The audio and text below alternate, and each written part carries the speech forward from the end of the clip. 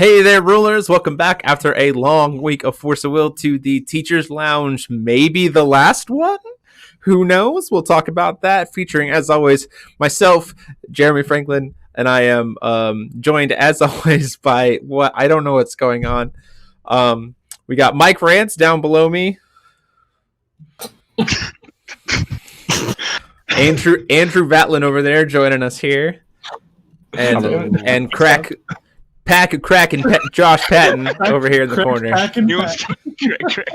Like pretty soon, I'm just gonna be like the druggie. Like it's just not good old Pack anymore. I was just like, I need my fix, man. I need my fix. Gotta get that cardboard, Crack. As always, we're so happy to have you all here with us. One of the guys who are in the chat is currently doing some echo, so if you guys can make sure your headphones aren't producing, because I can hear myself coming back on one of your headphones. My headphones are in, so my headphones are plugged in. Is it me?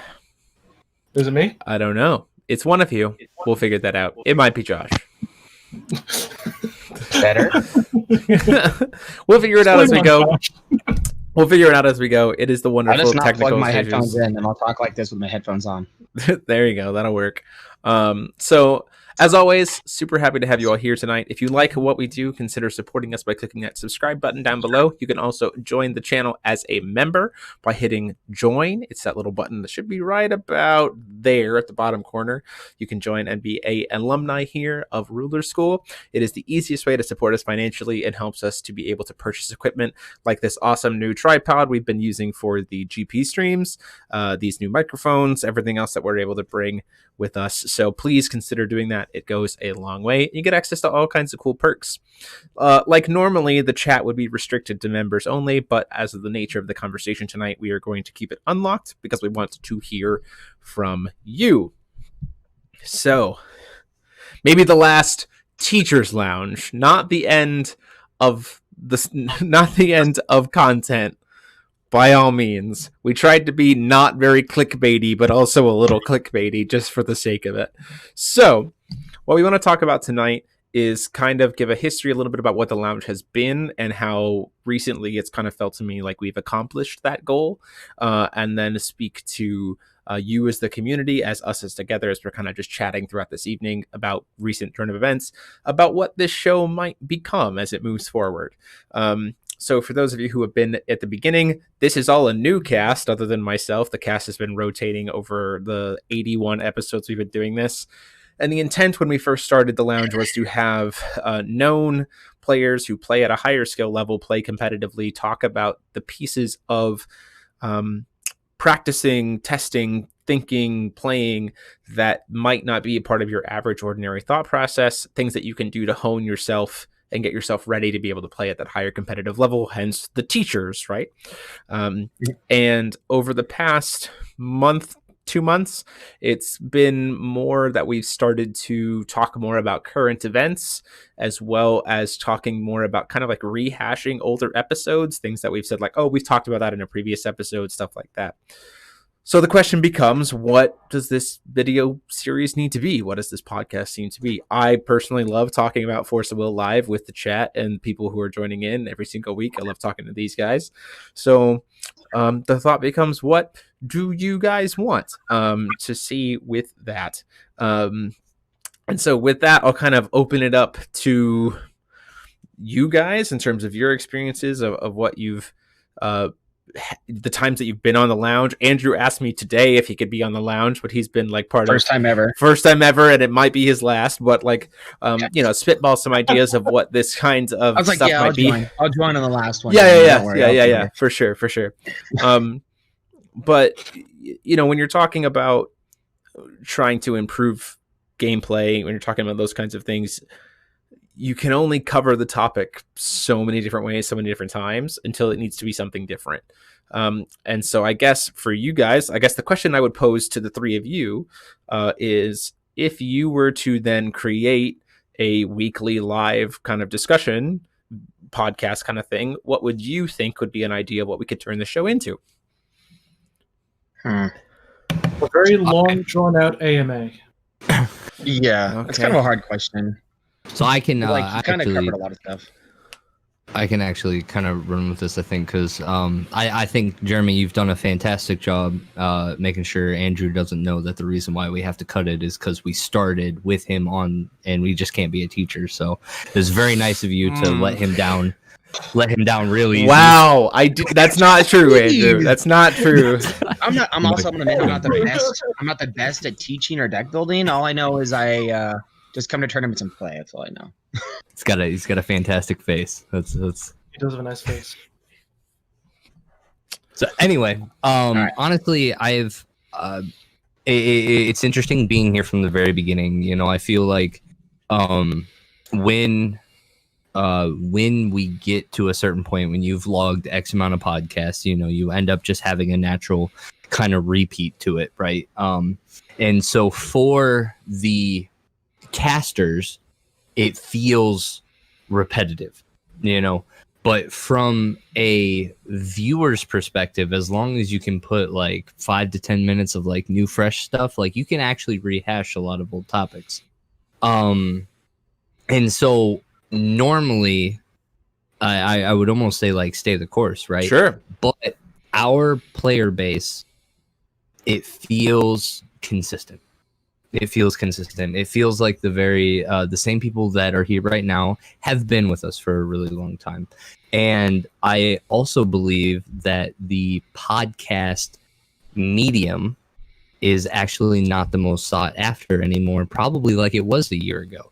I don't know why that is, but I would probably like, as a teacher, if I was to do anything, I would like to commentate more live on specific gameplay interactions. I know that that's something that I really enjoy doing for the Rogues Guild when we do our gauntlets, talking about the very specific stuff that you can only see like right. So we've had 81 episodes, you know, some of them have been just hot button topics or like some recent events, but for the most part they've been little insider knowledges into like transitioning from a casual to a competitive player, you know, and understanding the ins and outs of the game Force of Will specifically, right? So I would almost like to see maybe that go into action here. Create some kind of live gameplay type of hour segment with not everybody just playing. Like you would have talkers, you would have people engaged with the chat, but then you would also have something that the people are interested in seeing go live, right? Sure. And talking about these things live. But that's kind of maybe where I'm at. I think everybody just wants to play the game now, and especially without having locals, without having competitions or anything. Like really, I almost kind of think just the online playing is probably some of the best stuff that we could do right now. And so there's been some. Go ahead, Mike. No, I was just saying the OLS has been going strong. That's been one of the best things, especially like during quarantine with people being home. Especially with, like when I was working from home, I would take lunch breaks and just play out my matches against people in the EU. Like it's just such a good time to learn the intricacies of the game, learn what decks other people are playing just from the comfort of your own home. And they happen on a bi-weekly basis. Like, come on. It's easy. And Cal's got the one where he's doing the entry fee for it with actual prizes. So you almost have an OLS GP at this point. Like, come on. There's no better time right now. I like the idea where Mike was saying, if there was a way to like stream the OLS matches, what's going on, that gives people to like watch them and they can say, hey, I have a different play line for that and get some more interactive. And if Jeremy is able to compare that with his stream, he's able to communicate while watching live right now. He can like stream one of the games going on and he can commentate what play lines are. Think of it's like a live, like a GP scenario, like you're streaming a match, talking about play lines are doing, and everyone else can commentate on there too, saying, hey, we can do this or that, etc. Yeah, so that's a whole different merger kind of thing. So that actually is an idea that we have kind of been working on. Myself, I've been kind of brainstorming it. It kind of coincides with an idea that we've been having of a new series that we're going to be working on. We hinted at it last week. We're moving ahead with trying to make that happen. So I have a series in the works that we're working on that we're calling it the Ruler School Yearbook. So this is going to be Mike is going to be helping us with that, as well as Paul doing a lot of the work for that, where we're going to give kind of a one-on-one video on every single ruler, a little bit of the ruler's history, a little bit of what that ruler's gimmick is, when they came out, how you can currently play that ruler, will it be New Frontiers or Wanderer or Conqueror or Epic Stories. And then we're going to kind of give you an intro deck of like, if you want to play this ruler to its theme, here's what an updated list of that would look like at its core level. So that's a video series. That's going to be independent VODs that we're going to do. The way that you're talking about, yes, the gauntlets for the Rogues Guild that we do post here when they get uploaded is something we could do. Another suggestion that I have is, if we want to go again off of this idea of the Teacher's Lounge, could be converting it to lesson planning, in the sense of where we have two teachers who are each week going to ask the community what decks matchup they most want to see from the perspective of who. So like, if you want to see the Gil Lapis versus Dark Alice matchup as the Gil Lapis player, we could have two of our teachers play those decks while the other two talk about it, specifically like, hey, if we were in this scenario, these are some of the options. And we would have the players who wouldn't be a full match, because we'd only be playing for an hour and we'd be playing it slow, right? But like a really in-depth game where the people who are playing it are also listening to the two people who are talking. And so we start to talk about like, we ask the players who are playing to pause so we can talk about like, okay, here's maybe why you're taking this action here. Here's maybe why we want to go this way. In this board state, we're thinking about maybe these cards are existing. And so the idea of lesson planning being like, we're planning for how you would play this deck so that we can like plan how we would show you what to do. So like different play lines they can do and different stacks are going to trigger and what they can respond to and stuff. So because some people don't there's a guy I mentioned in the chat saying like how the stack phase works and response windows and stuff like that. He mentioned that in there. Yeah, and there's actually a lot and that's one of the most enjoyable things that I like about Force of Will, is the way that the chase ends up forming and resolving. I've sometimes a lot of the most memorable games I've had have had insane. I recently had one with Lars where we had like 3 mage cats on the field that like draw cards with mage cats, and we chased with like 7 different spells each. Then with draw triggers, we're trying to interact with each other before draw triggers. It got nasty. Like, it was crazy. But was this like, your Linus match we're doing? No, this was. Yeah, it was. Okay. It was Lenith, but it was his Valentina list. So he was going with a Valentina, I think it was like combo, but I ended up getting I got slapped. But yeah, no, it was it was fun, but the chase is very crazy. Deserves a lot of attention. Yeah, and like so that's one of the things. things. Like Severing Wind is the. Go ahead. Yeah, so I was saying is like that would be the purpose of like converting this, because I think the idea of doing something live once a week outside, like beyond the GPs, is something that we really enjoy here to do on Ruler School. It's definitely something that's very different than anything else that we've done. Because of my personal life and the fact of being the host, like it kind of needs to be a live independent piece, kind of this kind of thing. And so like there are some limitations to that. We are working on some like longer series, like I said. But the idea of, I do like that idea of kind of saying, tell us what ruler you want to see piloted. What matchup are you concerned with? And this could even be something that might be encouraging for members. This is definitely something that we can add as an alumna, to the membership. If you are a member, you get to kind of suggest to us what you want to see planned out. So like we can essentially call us your tutors, right? But it's, the lesson planning of a member says, hey, I'm playing this deck, could maybe even give us their deck list, and we run it up against a deck for them live for an hour, where we have we have one of our teachers pilot your deck for an hour. We have another teacher pilot it against the matchup you want to learn or see played out. And the other 2 of us discuss like different options that you can take as it goes along, going at that slow speed. Because, Matt Seymour talking about, we did that 10 hours of streaming on Saturday.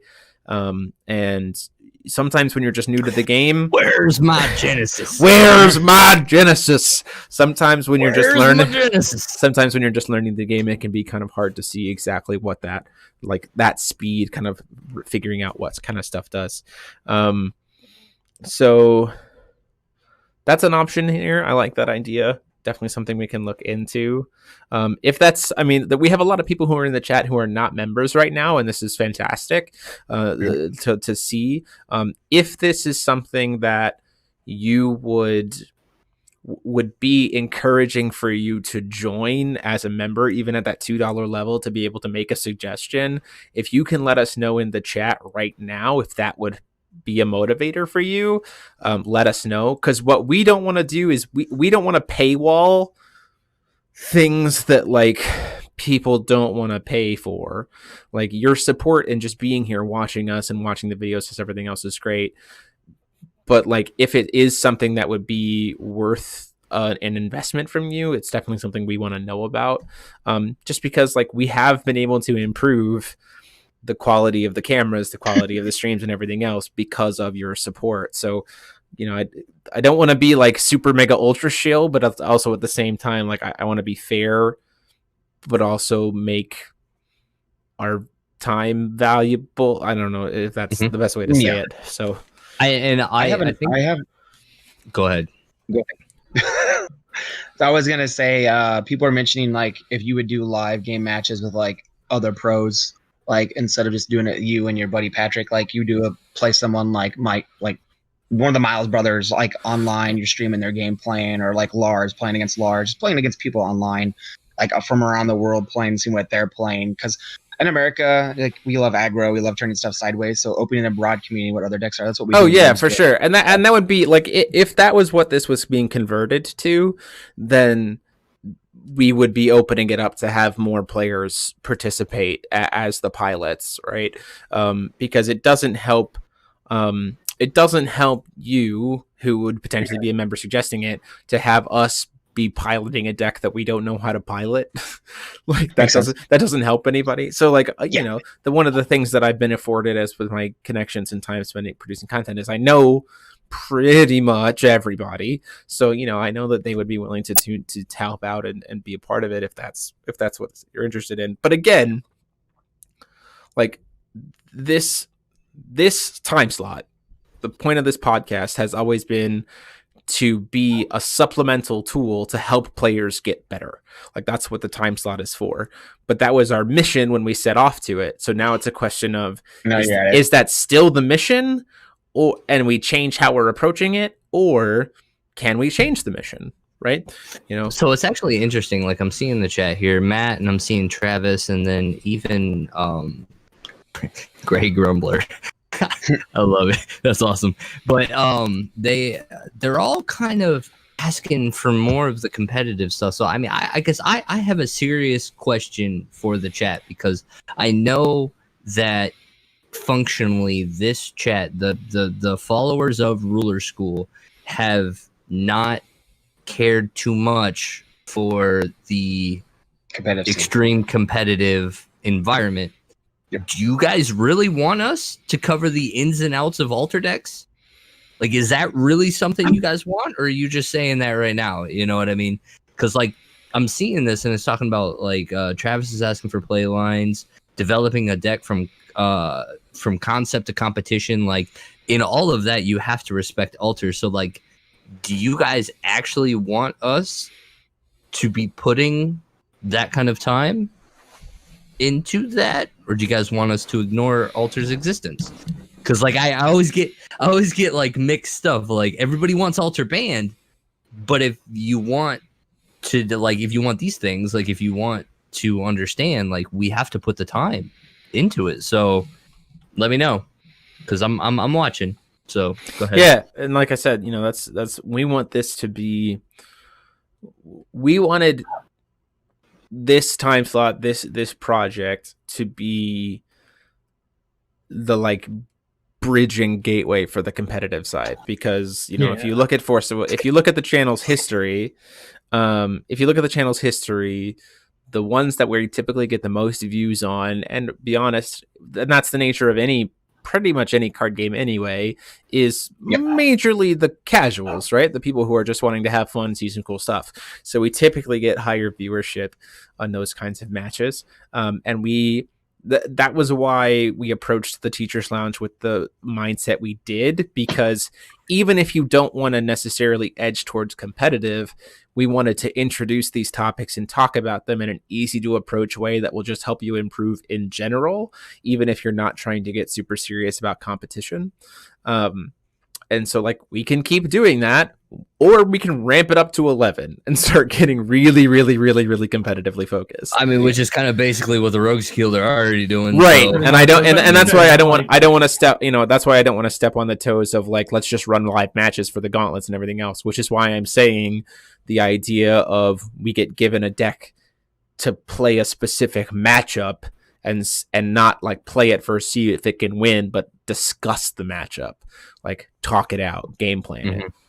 So I think what I'm picking up on the chat too is actually another interesting thing is like kind of like the deck doctor stuff that you guys were doing. Sure. But instead of being casual, just literally kind of building like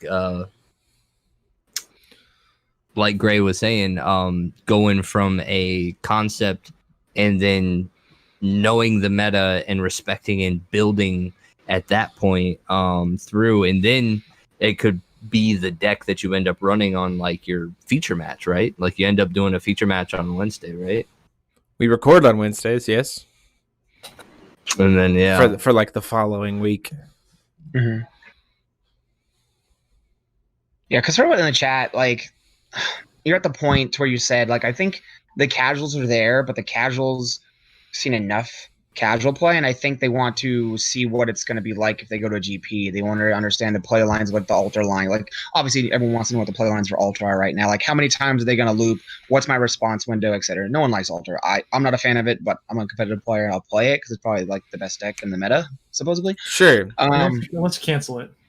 Yeah. Well, I think you're focusing. I think there's a point to which you're thinking a little bit too microcosm in the sense of like, yes, for the next 3 months we have to deal with altar, right? But I think like as a practicum as a whole, what I'm suggesting is like that what you're talking about is definitely, I think, more in Rogues Guild's wheelhouse. Yeah. Rogues Guild's more affiliated, which is just like hey, look at the current meta. Like we Josh, your Rogues Guild, right? So you can attest to this of like, what's the environment, what's the play line like of like the current meta, whereas this idea that I'm suggesting is more of like a deep dive of like a single matchup, and the deck can vary, and it's kind of it is meta dependent because we would be building the decks for the current meta, but it's also not meta dependent because we're talking about it on a grander scale of like, why are we making this play line here? What are the signals that we're picking up? What are the reasons why we're doing this? Here's how the chase resolves in this scenario. So it's almost kind of like a Q&A, kind of like flashing back to the wonderful Mike Rance's idea of just having an hour-long AMA, but it's just like taking it to a specific matchup-dependent format, where then we kind of just talk about that matchup for an hour. I did want to give one question to the chat, because I noticed that a lot of questions have been dealing with, gameplay specifically, obviously, like, concept to creation to establishment to having commentary on matches. I think those are all really good points, and I feel like a lot of it gets covered by A, Jeremy doing those weekly matches on his channel, B, by Rogues Guild, obviously. The guys at Deepwood and I want to start doing it. We want to see if we can get some Conqueror matches going just to showcase the format a little bit. But I think some of the biggest things I want to see is I want to know what the chat wants from us.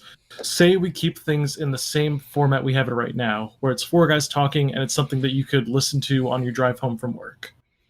What would you want to see from like a 4-man discussion, just purely audio focus? Four white dudes. That's the way. It's like a normal podcast driving home. The RNC. Anyway, like a subject, like there's a new CR ruling. We're all discussing what the CR ruling can do. I mean, we could turn this. We could turn this into a. We could turn this into a.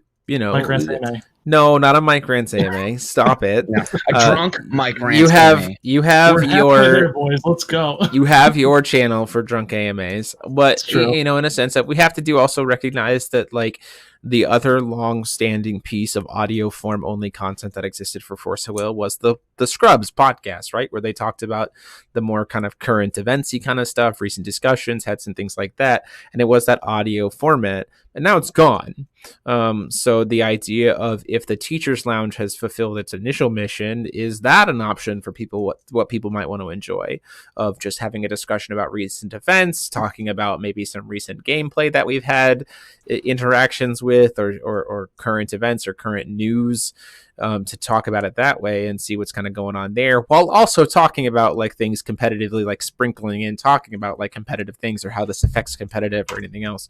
I do like the idea of just talking about current what's going on in the company, what formats are changing, like what just general ideas, because we've so far we've seen that the company's been pretty straightforward about posting stuff when it's like right and instant. It hasn't been delayed, which is pretty good. Yeah, I mean the CR was the CR or the Q&A like database update was a little slow, but like other than that, we got the CR update pretty fast. We got the errata's pretty fast.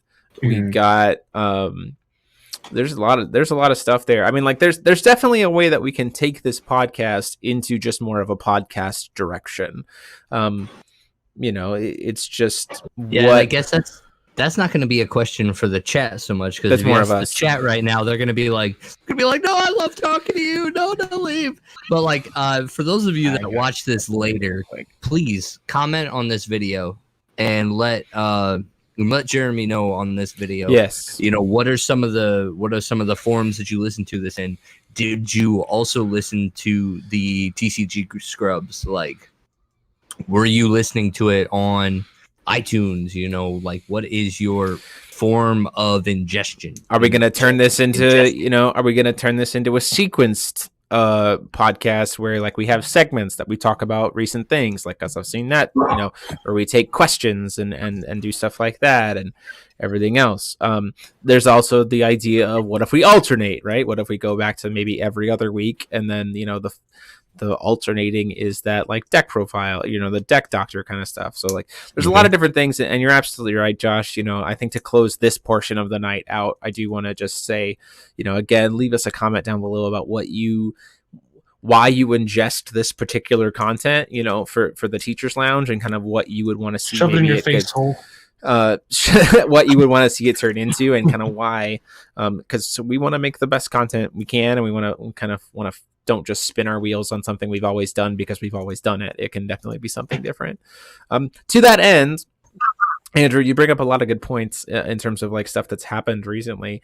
Particularly one that I want to talk about is the new CR update, particularly the fact that all rulers have Energize. And so I have a question for you. Josh and I experienced this past weekend, but I want to ask this question of the opinion of Mike Rance and Andrew. With the new rules that Energize is a rule process and not on the rulers anymore, do draft rulers have Energize? I've heard yes. Why not?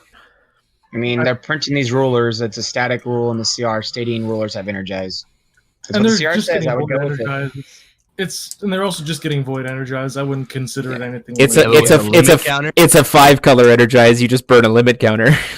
So the real question is, so they're saying rulers, or does it say like specific rulers base set have Energize? Or do you say all rulers? It just says rulers have Energize based on their attribute cost. Does that mean does that mean old rulers too? But they don't say ruler. They say basic ruler. Hang on, I've got one over there. But they're still a ruler. They're still a type of ruler. Yeah, old rulers get it. What about the older rulers in Wander? They have Energize? They have Energize. Basic ruler. It's still a ruler, though. Let's just give all these broken old rulers Energize, and they have the free coin now. Well, that's the other thing too, is like we actually played it this weekend, and Josh, would you say that it definitely made the sealed draft experience like way different? Oh yeah, Yeah, we didn't. The CR wasn't out when we played our pre-release, so we just got hosed if you went second. No, to me that was the biggest change of like the limit counter change, or the change to making it so that you can get energized if you're going second in limited. Actually, made limited a lot more like, oh, I'm not as concerned if I go second anymore. Like it actually made it like I really wish really good. I wish the company would focus more on like I want just sealed's my thing. I just want to do sealed and draft. I'm like Brandon. I love limiting playmats. I love sealed. I love draft. I just wish the company. Think about the West Coast, man. Just kills people who want to play constructed.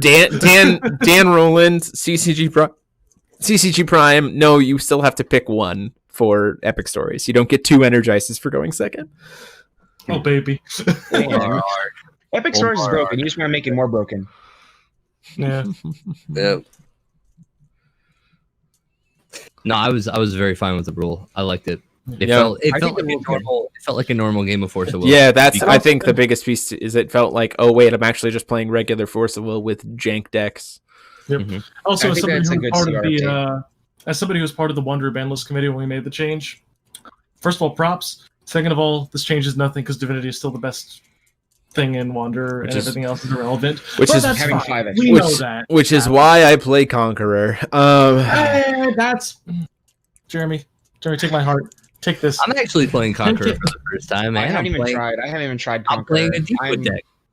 You're playing Tron TSW, bro. Yeah. I'm gonna give it a try. It's my favorite deck I've ever made in my entire life. We'll go 3-0. We'll go 3-0 for you, buddy. I almost did in Wanderer. Like that's how real the deck is. Deck's real. Deck's very real. All right. So let's shift gears there. Let's talk about more Conqueror. No. Let's talk about Mini. We're a month out from Mini. Yeah. If you I will not be there, I'll be cheering in the background. I'll be there. Mike will be there? I got off from work. I just have to book my flight. Oh shit! I'm supposed to. You got more commentators. I get Mike to O2 drop commentate. Hell yeah! Hey, whoa! I'm bringing 8 cancels probably, or maybe Ultra if I can find 4 Reyes. So O3 drop cancel. It's it's fine. It's fine. X3 drop. Yeah, if I want to O3 drop, I'll play the Lenneth attack stance deck where you just play a bunch of weenies and then you just Dark Alice away your addition that brings out Caduceus from the deck. You play every 1-drop quick cast weenie and then like a ton of counter spells and like end of turn, play 4 1-drops, play attack stance, swing for 20. No, you swing for 40 with that. Yeah, come on, man. I dig it. We're playing Sherry 4.0 here. So this is a very different. This is a very different event than we had with Collinsville, right? Because going into Collinsville, the new set dropped 2 weeks prior, right? Yeah, it was relatively soon. So we've got a lot more time going into this. So let's talk about this idea of, while we're still on the Teacher's Lounge and we're still trying to talk about that competitive side, you got a month to prep for this GP. Set came out this weekend. Product definitely was acquired by lots of people. This set is surprising. If everything we're seeing in the community is strong, then we're seeing a lot of people participate and buying a lot of product. What do you do? What do you do with the next month? Second print run. Well, we've been told by Italy that Italy got a second print run confirmed.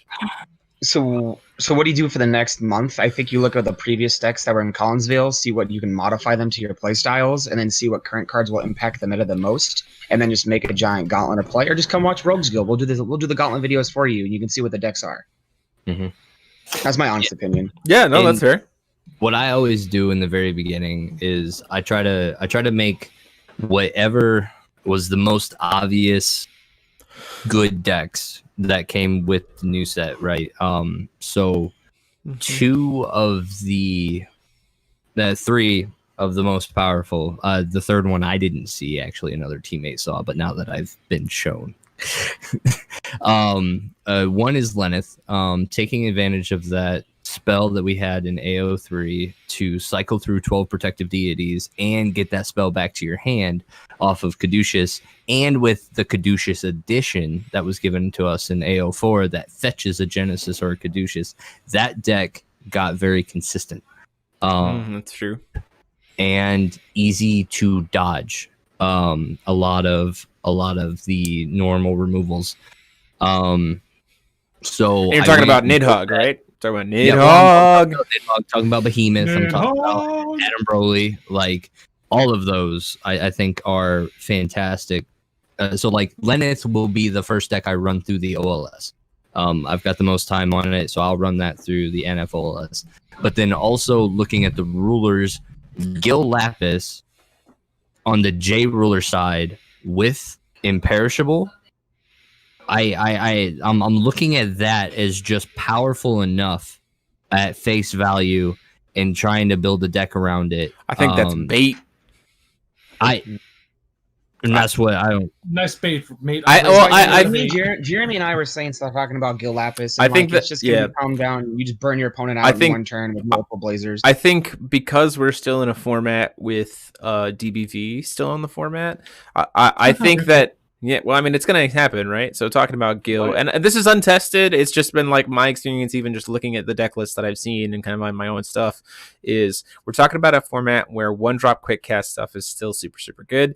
We're talking about a format where you kind of, like, we've seen that alter decks can get clapped by things that go off super, super early, or things that like or things that like don't super care about what their board state is, or like cancels. Right, I hear you on that, but like the idea of like, yes, Gil Lapis's J Ruler 2020 like with Imperishable is absolutely a big old threat. Let me say one thing. No, but you have perfect Loki. You just loop it every turn. So the other thing that I'm going to say, though, is we have so many quick cast ways to, like... Kill a J Ruler? No, we have so many quick cast ways to force Blazer to burn your opponent for 12 damage that, like, that should be the win con for Blazer. Like, I think we actually have a Blazer burn deck in this format that can clap stuff because it's an automatic ability, so it's super hard to stop in this format. And like suddenly, usually most of the time you're doing it, you're also getting other value off of sacking the Blazer too, not just burning your opponent for 12. And so I think that if I was looking at it, I'd be looking at a Blazer burn deck. Dark Alice can sack him and force your opponent to take 12. His own spell can sack him and force your opponent to take 12. He's a 1-drop, so he's super easy to reanimate. Like, you can even run the End of Friendship card where you banish a guy and have them banished too, and they're taking 12 to the face. No, that's an additional cost, and that won't trigger it. Oh, okay. Never mind. But like his own Dark Alice, like Dark Alice is a card that you're already going to be playing if you're playing Graveyard Hate anyway, and you're just like, oh, draw 2, burn you 12. Didn't they reprint the Vampire Pump 8/8 and it dies at the end of turn? Yeah. Bloody something. You can play. So you can pump and swing for 20, and then he dies, shoots for 20. But that card doesn't have quick cast, which means it's bad. It doesn't, no. But it's good when you're attacking. So you swing for 20, and then it dies. It still has the pump that hits for 20 more. True. But it's bad. So I'm definitely with you there. But in looking at the cards, though, sure, like Gil Lapis, I think was what I was trying to do there. But then the other side of it is understanding that Alter is still the best deck, and now figuring out what the new Alter variant is. There's a couple different ways that you can go, right? The winning deck in Collinsville was Hanzo, right? So you've got your very traditional, very safe Hanzo Alter style. Rezard got some help in this new set, so you're trying to figure out what kind of way that could go. Sigurd into the 4 Shrodies into an Alter. You know, trying to figure out where that plays. If it does, you know, is that like, can you consistently do 4 Shrodies in a Sigurd deck and get gem and get crystals? But then also figuring out crystals. You're just there for the blink. But I mean, you've also got 4 potential bodies of 4K on the field, right? So like this and goes, you know, you're like, all right, so this is, I was just playing a Sigurd deck. I can put these 4 additions in and I can get them all on the field at once. Is there anything busted I can do with this? But then also looking at Magna, trying to figure out where Magna comes into the field in terms of an Alter deck, the kind of loops that you can do with the strangers in the deck versus the Adam Broly. So like, I think everybody's kind of aware of the Adam Broly Princess trigger, that infinite kind of loop that you can do there. You could also do it with Athena. You can infinite untap stones with Athena. The other thing is, there's lots of crazy stuff that you can do. We have something in the. Go ahead, finish your shot. Essentially, that's where I'm at. Like going into Minnesota, figure out what is the best altar deck, and then figure out what of the new powerful like tier 2 stuff do you need to look out for. You know what I mean? And so, like, along the way, what will end up happening is once you've honed in on the best altar deck, then you'll find out if anything in tier 2 handles it regularly. And then that's when you'll make your decision going into Minnesota. Are you on altar or are you on rogue against altar because you have a good enough spread? Yeah, to speak to very good tech card against altar right now. Cost 1 black, says they cannot untap stones or anything or entities at all. Oh yeah, the Curse of Kadoosh. Curse of Kadoosh. Very good tech card against altar decks. So yeah, but it's best in an altar deck. You know yeah. I mean? So it's like Black Moon being in our So one Who's playing Curse of Caduceus in their main boards? You play 1 copy as you're an altar deck. You play 1 copy because you could grab it with Sig. So I do want to speak to Matt Seymour here. He says yes, but altar is still going to be top, and altar is still going to show up at 80% of mini. You are overestimating your American players. American players, there were 17. Altar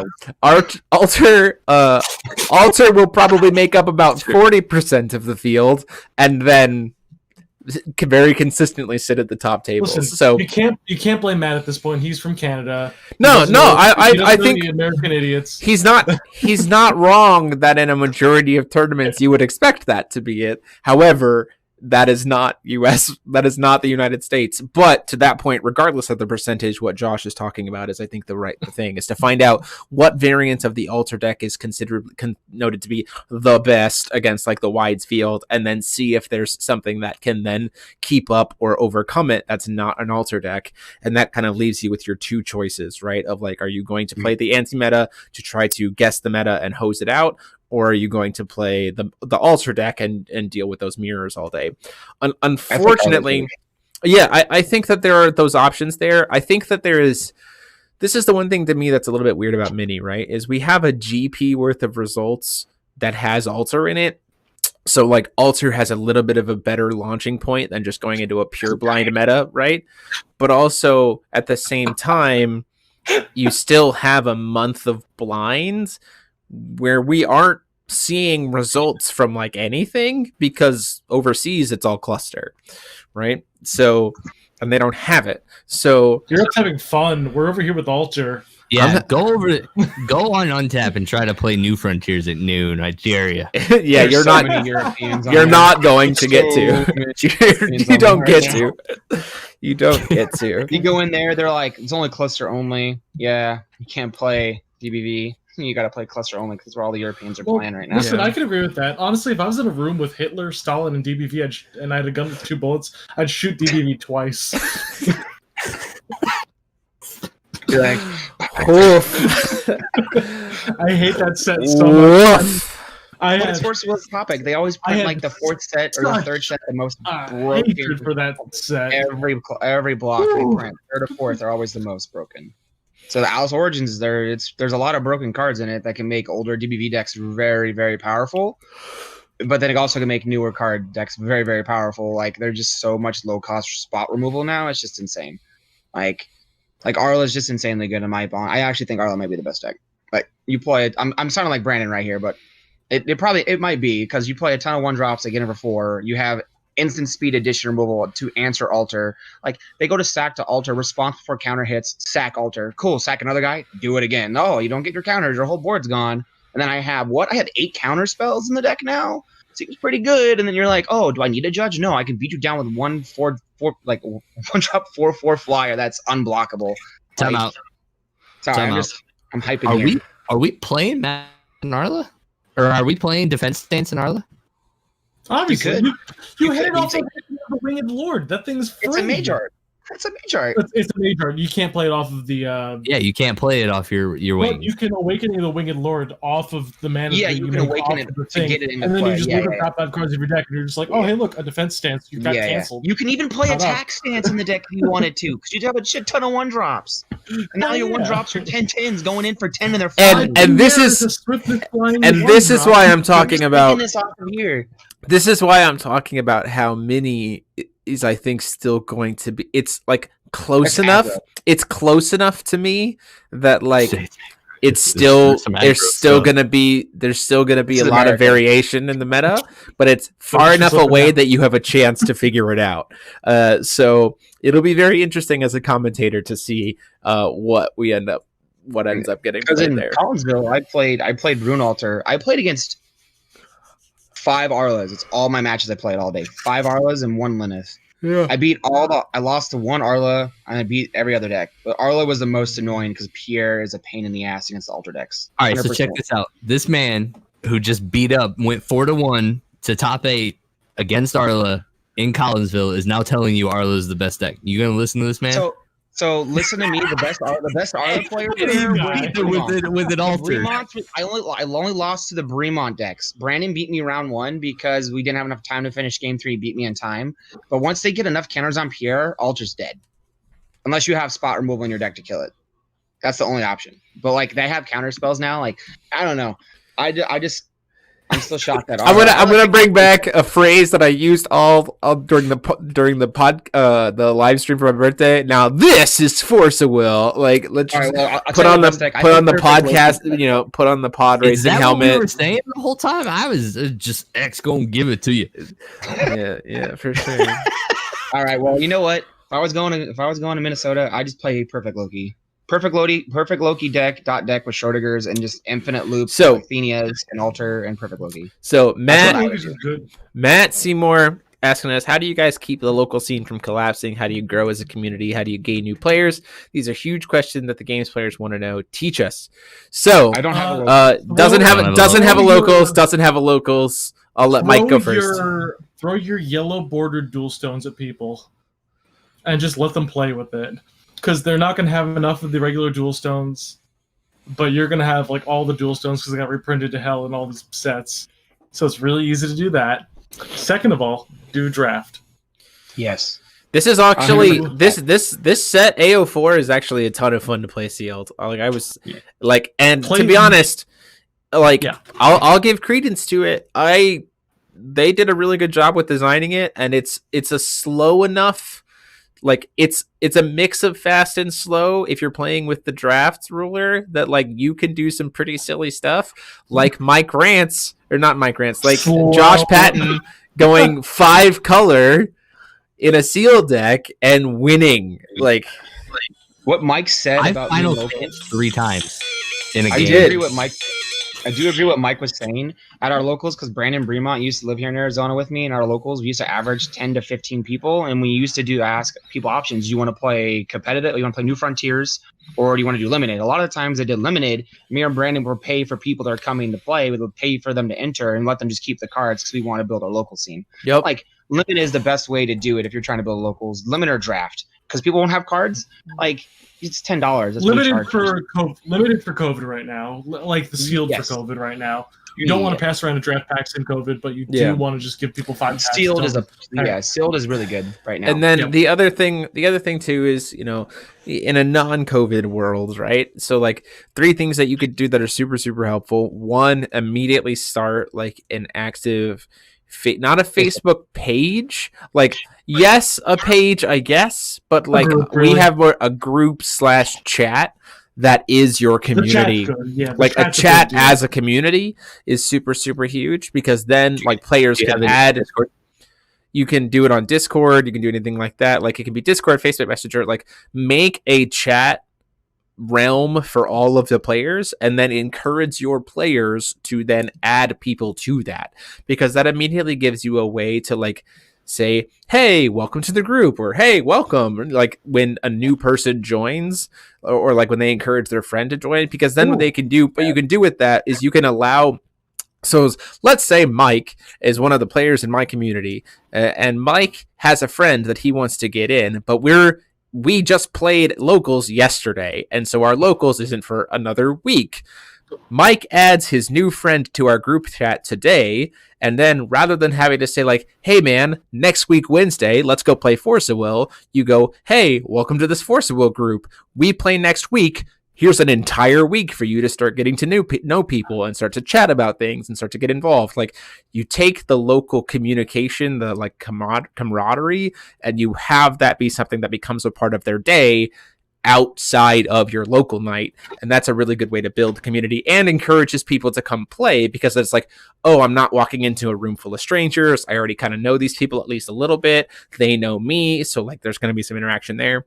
And the other piece is too, is if you're looking for new people to play in, when it's safe, like, go commit some time to just sit down with a friend at your shop and play. Like, I got a ton of people into the game just by like having my trade binder open with shiny cards next to me and playing the game. People would walk up and be like, oh, what's this game? And like, look at the cards and everything else. And also the new demo decks. Like, the new demo decks are really, really good for being able to teach people the gameplay that way. So like, two things. Those are the kind of the things that I'd talk about. Demo decks, Facebook community, play at your shop. Yeah, two quick updates. One, something I've learned very quickly on how to grow your local community. Talk a lot to the guy who owns your shop, or at least like one of the people who's like friends with the guy who owns the shop, or like anybody who owns it. Make sure that they know that people are interested, and make sure that they know that people want to play there, and they should send the word out. Because the guy who's been running my locals, who actually reached out to me because he knows me, he said, hey, we got people that are interested in the game. Can you come through? I came through, built the scene, got EDH players from his group trying to play now. It's great. I think the pieces too is like, to follow up on that is like, okay, so if your store is like Matt, your LGSs are all very against giving us any support. My question is, are they against buying product? Or are they against you being in the store?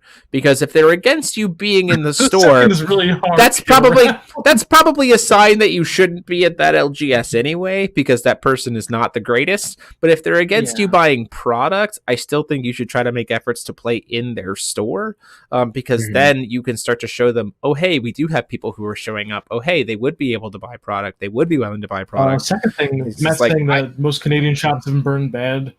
I get it. Was it like early on that they got burned bad? Because this game is like 6 years old. If they got burned bad in like 2014, the game's very different now. You can't really like, you get product on the show. You just have your stores ask the players, hey, how do you want boxes? Like, they'll pre-order the boxes will sell out, and they won't have to keep the stuff on the shelf. That's the other piece too, is like, if you play at the store and you have your community tell the store like, hey, we will commit to buying this product from you if you order it, that will be a very easy way. Even if they're just ordering for the pre-orders, that's a way to start showing them like, oh, maybe this is worth my time, that kind of thing. They won't have so the product won't sit on the shelf for X amount of months and doesn't move. And what was the other thing? Find a shop that doesn't focus solely on one card game. Find shops that play multiple card games, because it's a good example. I used to play back in the day WoW TCG at a Magic only store.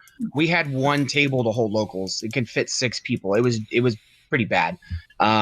I recommend finding a shop that can hold multiple card games, and then try to pull those people around from other card games into your game. Like, good example, we have a Japanese art card game like White Shorts or Pokemon. Yu-Gi-Oh is kind of hard. Like, you could show them like weird combos and stuff, like big flashy lights. That's what Yu-Gi-Oh players like. And then Magic players like it because of like the complex skill level. So Matt, to speak to your thing about it's hard to prove to them that it's worth their time. So, I mean, again, that's what I'm talking about as like the big question of, are they willing to have you in the store? Because if they're willing to have you in the store, what it might be is just like continue to buy online and just work on building your crowd. Because if you build the crowd and you like buy snacks and like don't just freeload at their place, still give the place some of your business for, buy sleeves there, buy dice there, buy those kinds of things. CCG Prime's a man after my own heart. But like still give them your business outside of the card game, but show them like, hey, we've got a group of like, 8, 9, 10 players who are here playing your game, this game that you're not stocking product for. Then you can start to kind of have the conversation with them. Hey, look, you can see that we have product. You can see that we want to support your store because we're coming here even though you don't sell our product, and we're still giving you some of our money for other stuff. maybe you should think about letting us pay you more money for other things too. Because if at the they're end not of willing to accept your money, what worth are they? at the end, So then, like, they're losing revenue. exactly. Doesn't make sense. It is it. You have to play the like. That's the other thing too. Is enforceable communities, regardless, you have to play the long game. And I know that Transformers is dead though. By the way, Seymour. local shops here run Magic Yu-Gi-Oh! Pokemon. The Keyforge game even allows space for Transformers, but they don't have room for anyone outside of that most days, which is also a concern. It's a work in progress. You're right. It is a work in progress. You have to play the long game. I know that, there have been differences between myself and other content creators who may or may not be making forcible content anymore, talking about like whose responsibility it is to create and maintain a locals. We are a tier 2 card game. Like, we are not a big in the top 4 a long time ago. We're not a big 3. We are a tier 2. We are a tier 2. So with that, we do actually, as the players, have to take on a little bit more responsibility to maintain and grow locals than you would have to do with a tier 1 game.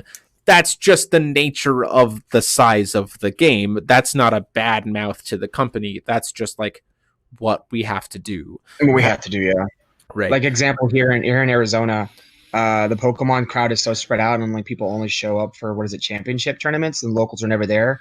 But this one guy started locals at Peter Piper Pizza, and he averages 20 plus people for locals at Peter Piper Pizza. He talked to the GM. He's like, "Hey, I'll buy pizza if we get these kids to come in." There's like 20 plus people that go there every Saturday and play, and he buys them pizza. And that's an idea, but like obviously you don't have to invest. You don't have to invest your own money. Of course, will. But they're you put in the time, and like over time it'll get better. It'll improve.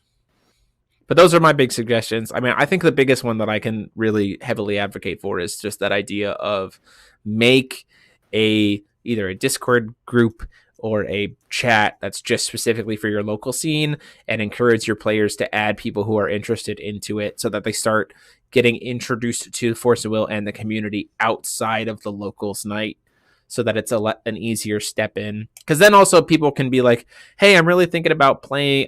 I'm really interested in this new ruler. And then your players can step up and be like, oh yeah, we can throw you some cards to borrow for this week for that. Like, ease of access becomes a lot easier that way too. If there wasn't a concern of COVID and germs and all that garbage, I would be giving out so many decks to my locals to play and practice. But right now, I kind of have them working off their own cards, playing against my casually built decks just to teach them the ropes.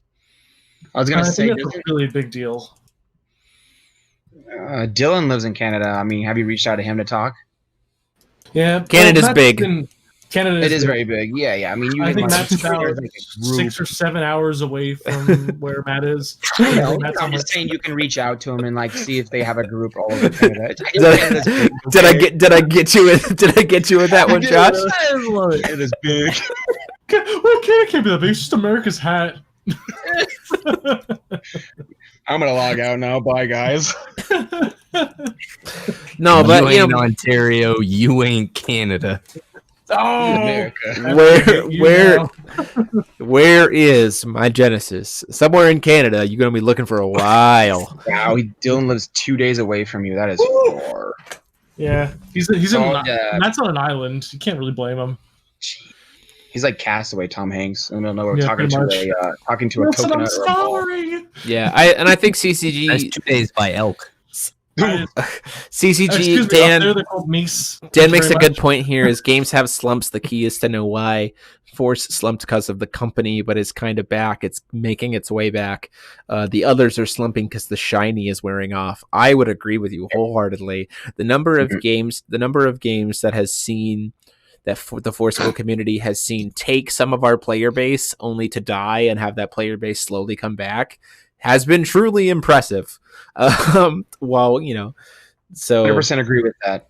Like we lost people to Keyforge, and then we slowly started obtaining people back from that. We lost people to Argent Saga. We have definitely regained a lot of those players. We lost people to Transformers. That was then canceled, recently. So we're starting to see those players come back. Jamie, don't hold back the shade. No, I'm going to be professional here. And then we also, things like Buddy Fight or Future Card. Buddy Fight, lost, and that and we're starting It's still to a come card back. game? No, it is not. But Future Card's been canceled as well. So Wait, Buddy Fight? Yeah.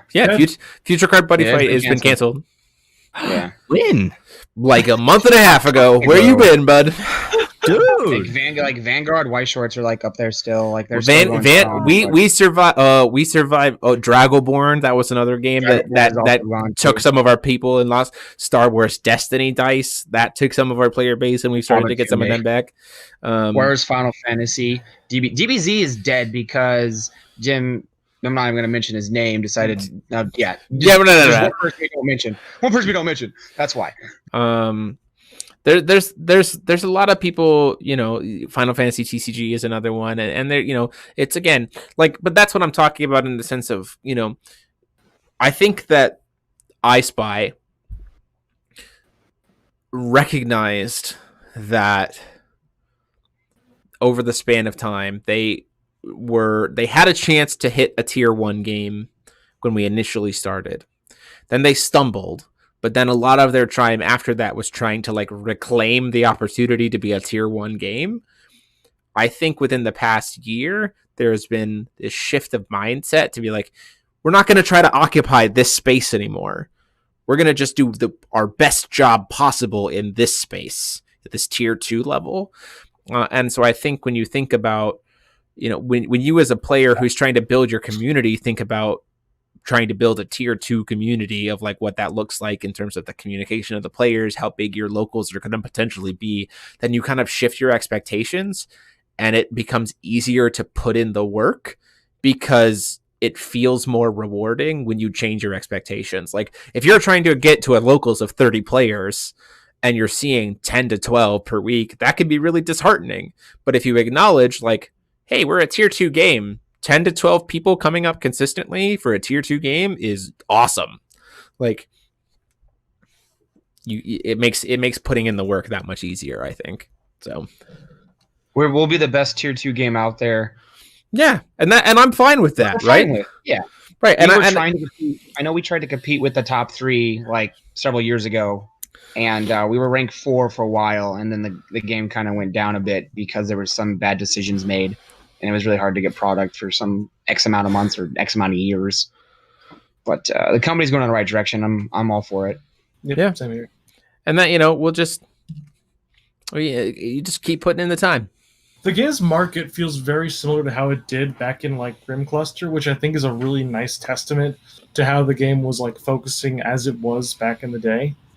So I don't know. It just feels like a natural. Feels like a natural move. Transformyourgame.net. Well said. Here. Thanks for being a part of us tonight. Cheers. It's empty. Yeah, Matt, current player count of 10 to 12, which is excellent, and looks like we'll have 3 new players as soon as they build decks. Yeah, my locals is 12 to 15 consistently when we can meet. Mine's the same.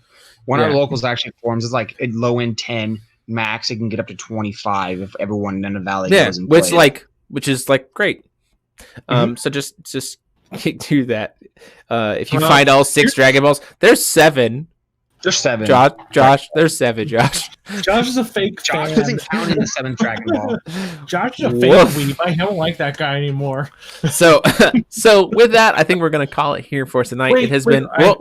okay, Mike. All right. So this is kind of rolling back to not only what we've been discussing for the past half hour, but also the first half of the channel. Okay. What about a weekly This Week in Force of Will segment where we'll talk about anything that happened noteworthy in the Force of Will global community and then have anybody in the chat regale their stories of what they've done this week in Force of Will? That's definitely something that we can do. And, like I said, to kind of close it out here, especially for those of you who haven't been watching live, as we were figuring out kind of what this is going to become, what this wants to be, we want to hear from you. So hit us up in the comments of the video, after the stream ends, to let us know kind of what you would want to see this happen and turn into, so that we can make the Teachers Lounge be what it needs to be, and what you guys want it to be, because we like doing it. I like doing it. I like doing this format, and I want to keep it going. So, but as always, again, thank you guys so much. If you've enjoyed what we've done here tonight, if you enjoy this kind of content, what we do here on Ruler School, again, the easiest ways that you can support us is to click that subscribe button, like the video, comment, usual silly YouTube, please do this for our videos kinds of things. But also, again, if you want to support us financially, the easiest way to do that is to click that join button down below. It does give you access to all kinds of cool perks, particularly being access to be part of the chat during the GP streams. So that is like one of the biggest kind of perks. We do lock streams to be GP only for the chat. You can always watch. We will never paywall video content. We will, however, put the chat as being a membership only thing. So if you like doing that, want to support us, click that down below. Yes, Andrew. Fighter Ramen, it's coming back. I heard a post about it several weeks ago. Yes, I have been talking to Vite Ramen. They are planning on bringing back the Vite Ramen series. It's just been delayed because COVID. I figure we should bring it up. Just saying. Yeah, for sure. Definitely going to keep happening. But again, we thank you guys so much. As always, I've been Jeremy Franklin, and I've been joined this week by Mike Rance. Hi, it's me. Hello, goodbye. Andrew Vatland. Goodbye. And Pack Kraken Josh Patton over in the corner. Kraken. So until next time, this is us saying class dismissed. Have a good night, everybody.